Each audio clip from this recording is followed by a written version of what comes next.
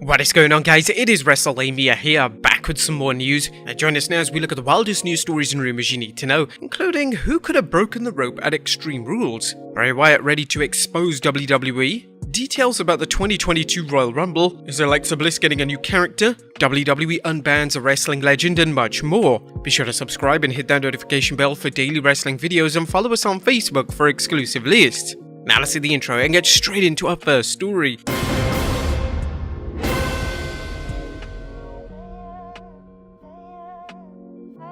Our first story looks at who broke the rope at Extreme Rules.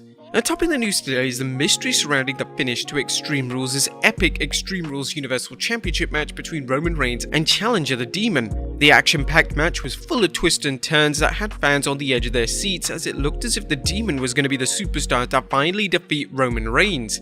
After an apparent supernatural comeback, the Demon mounted the top rope for a coup de grace, only for the top rope to break and the Demon to land hard on the mat apron. Reigns then capitalized, spearing the Demon for the win, but no one, including the champ himself, seems to have known what had caused the rope to break. Was it a miracle from the wrestling gods, and we're not talking about JBL, a work of sabotage, or something else? Now, naturally, fans are throwing all sorts of hypotheses on what might have led to Reigns being saved from certain defeat. Let's look at some of the more plausible postulations. Number 1. Paul Heyman set things up part 1. A popular theory is that the advisor to the tribal chief sabotaged the ring in order to protect Roman Reigns from defeat. Heyman's pre-match promo suggested Heyman was confident that Reigns would defeat the Demon, and while this is nothing new, as when has Heyman ever said the title was in jeopardy, it could be Heyman wanting to take no chances. Considering the rumors of Heyman possibly working for Brock Lesnar, this could be used as a storyline to show Heyman trying to prove his loyalty to the tribal chief. Number 2, Heyman sets things up, part 2.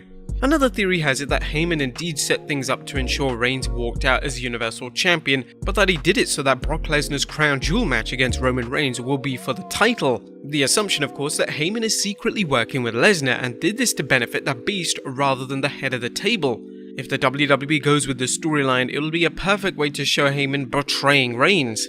And number 3, someone has it out for Finn Balor. Now, another theory is that the mastermind behind the sabotage wasn't looking to help Roman or Brock, but to hurt Finn Balor. Like any wrestler, Balor has made many enemies over the years, and it's possible someone from his past wanted to spoil his big moment.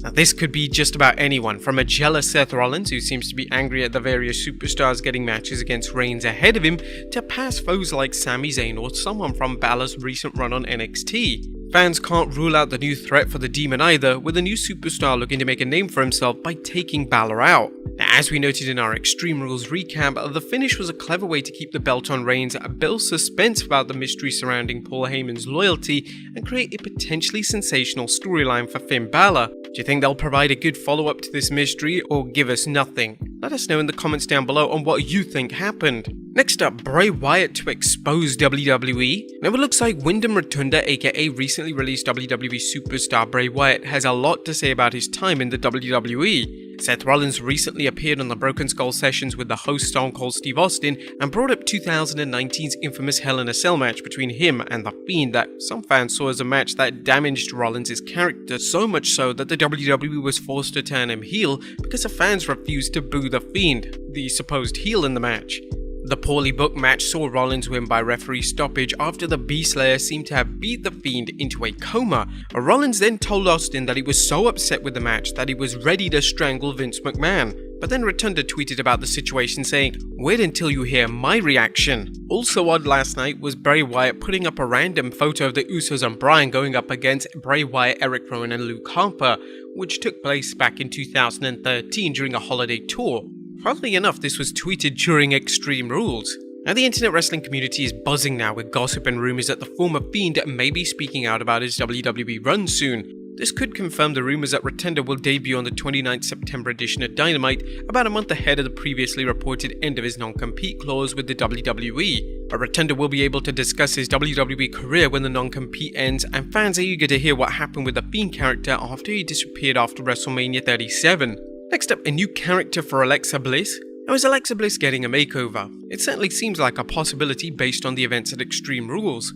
In case you missed the show or our recap and analysis video of the show, Flair not only successfully defended the Raw Women's Championship against Bliss, but she destroyed Bliss's demon doll Lily. This led to a meltdown by Bliss, including a segment where she foamed, or at least tried to foam at the mouth. But now fans and pundits alike are speculating that this could lead to Bliss ditching a supernatural superstar gimmick, which you'll recall when The Fiend possessed her in 2020. But while Bliss's witchy woman was over when she was paired with The Fiend, with fans arguing she even added an extra dimension to The Fiend's act, things fell apart quickly when she parted ways with The Fiend, with some fans seeing her as a greatly watered down version of him. The WWE did itself no favours, giving Bliss horrible hocus pocus powers that insulted the fans' intelligence and did little to get Bliss over. Now it's possible the WWE has been setting things up for a Bliss makeover ever since she first challenged Charlotte. Indeed, the Queen has repeatedly called Bliss out, telling her to bring the wrestler and not the gimmick. Could the loss of Lily lead to Bliss going back to being a wrestler and abandoning her current character? Let us know in the comments down below. Next up, the 2022 Royal Rumble date has been revealed. Is the WWE changing the Royal Rumble's traditional spot in January as previously rumoured? Now the answer is a resounding no, as the St. Louis Post-Dispatch is reporting pro wrestling powerhouse WWE will host the 35th annual Royal Rumble on January 29th at the Dome at America's Center.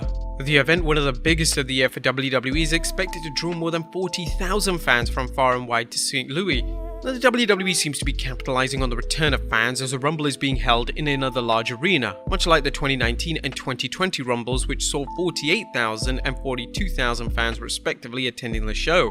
The last time the Rumble was held there was in 2012 when Sheamus won it. Now, funnily enough, the Rumble will take place on a Saturday, another instance of the WWE's willingness to host its pay-per-views on a night besides the traditional Sundays. Now, the Rumble won't be the only pay-per-view in January, as they're also planning a pay-per-view for the 1st January 2022. And finally, WWE unbans a wrestling legend. And last but not least, is Scott Steiner welcome in the WWE? And now that Big Papa Pump's nephew is wrestling in NXT, some fans are wondering whether Scott Steiner, who's been vocal in his criticisms of WWE, particularly Triple H, is in the WWE doghouse. There have been photos posted around backstage of Steiner not being allowed in, plus he wasn't even allowed in the Hall of Fame ceremony. Now, the speculation resurfaced when NXT decided to rename Bronson Rex Steiner to Bron Breakker. This in itself wasn't surprising, since the WWE likes to change a wrestler's name to something it can trademark for merchandise and promotional purposes. However, fans wondered if there might be some heat when rumors came out that the WWE originally wanted to call Bron Rex Steiner. Wrestling News' Paul Davis is reporting that there's actually no heat on Scott Steiner. WrestlingNews.co asked a WWE source about this, and we were told that Vince McMahon has no issue with Scott Steiner. As far as why Scott has yet to be inducted into the Hall of Fame, it's because Scott has said on multiple occasions that he doesn't want to get inducted. The source reiterated that Vince McMahon doesn't have the same issues that he did with Bruno Sammartino and the Ultimate Warrior, so if Scott wants to talk, then Vince will likely listen. We were told that there were attempts to work with Scott several years ago and he was offered a Legends deal, but Scott declined the offer. Rick and Scott Steiner both are good candidates for the Hall of Fame based on their memorable tag team campaigns in WCW and the WWF, as well as Scott's singles run in WCW. We're not going to mention his WWE run. Would you guys like to see Scott Steiner back in the WWE? Let us know in the comments down below, and I'll see you next time with some more wrestling content.